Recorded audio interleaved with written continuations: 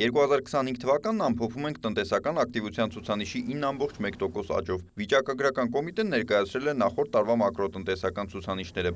Ամենաբարձր աճն արձանագրվել է շինարարության ծավալներում 20,2%, ծառայությունները 10,5%, գյուղատնտեսությունը 5,6%, արդյունաբերությունը 4,7%, առևտուրը 3% աճ է գրանցել։ Ավելացել է նաև էլեկտրաէներգիայի արտադրությունը 3,4%-ով։ Անկում է գրանցվել արտաքին առևտրաշրջանառությունում 29%, որից արտահանումը 36,1%, իսկ ներմուծումը 23,6%։ Սպառողական ապրանքների գնաճը կազմել է 3,3%, արդյունաբերական արտադրանքինը 3,8%։ Եթե նայում ենք տնտեսության ամբողջ կոնտեքստում, ապա աճը տարածված է թե ճյուղերի, տարբեր ճյուղերում եւ թե այլ ցուցանիշներ նայում ենք, ապա օրինակ եթե դիտարկում ենք դրամական փոխանցումները, туриզմը, արտահանումը, առաջին հայացքից արտահանման անկումներ ունենք, շուրջ 36% անկում ունենք, բայց դա պայմանավորված է ոսկու վերարտահանման գործոնով եւ առանց դրա հայկական ծագման ապրանքների արտահանումը շուրջ 12% աճ է գրանցել։ Տնտեսությունը շարժվում է այն հետագծով, որ ի սկզբանե մենք կանխատեսել էինք եւ կարելի է ասել, որ ապահովված է մակրոտնտեսական կայունությունը։ Շինարարությունն ու ծառայությունները ամբողջ տարվա ընթացքում տնտեսության մեջ առանցքային դեր են խաղացել։ Վերջինում հատկապես ֆինանսական եւ տեղեկատվական տեխնոլոգիաների ոլորտները, նկատում են մասնագետները։ Վերլուծական կենտրոնի ավագ հետազոտող Արմինե Պետրոսյանի խոսքով, ընդհանուր աճի տեմպերը սպասվածից ավելի բարձր են։ Իհարկե կառավարությունը միջազգային կառույցներ չեն թիրախավորում տնտեսական ակտիվության ցուցանիշը, թիրախավորում են տնտեսական աճի ցուցանիշը, որը այնուամենայնիվ փոխկապակցված է տնտեսական ակտիվության հետ։ Եվ եթե տնտեսական աճի տեսանկյունից նայենք, տարեսկզբին 2025 թվականի սկզբին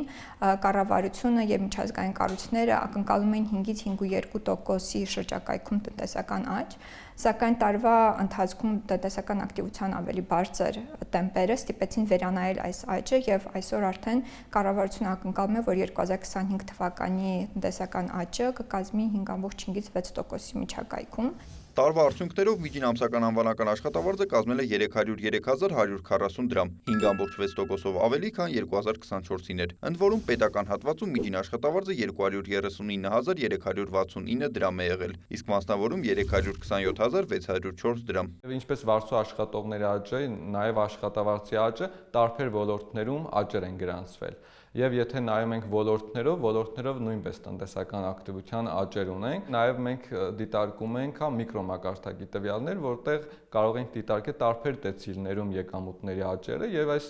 միտումը նաև նկատվում է տարբեր դեցիլներում։ Դեցիլներ ասելով նկատի ունեմ, օրինակ ամենաաղքատ 10%-ը, հետո ամենահարուստ եւ այլն։ Ու սա նույնպես խոսում է նրա մասին, որ աճը գրանցվում է նաև տարբեր խավերում։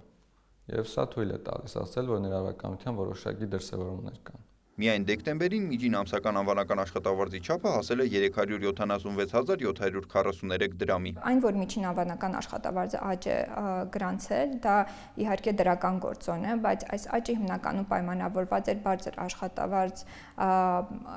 ունեցող այնպիսի ոլորտների, ինչպես օրինակ ֆինանսական ոլորտը։ Միայն միջին աշխատավարձով առաջնորդվել այս ներառականության մասին խոսելիս դեռևս դա այդքան էլ խելամիտ չի, այդ անվանական աշխատավարձների աճը դեռևս այնքան բարձր տեմպերով չէ, որպեսզի մենք կարողանանք վստահաբար ասել, որ երկարաժամկետում այն ոլորտները, որոնք որ այսօր մեր տնտեսության լոկոմոտիվն են, կկարողանա այդ կայունությունը աճի ապահովել։ 9,1% տնտեսական ակտիվության ցուցանիշի աճի պայմաններում թե որքան կկազմի հնան, պարզ կլինի փետրվարի երկրորդ կեսին։ Իսկ այս տարվա համար կառավարությունը թիրախավորել է 5,4% աճ։ Նիկոլայ Ավետիսյան, Աշոտ Խաչատրյան, լուրեր։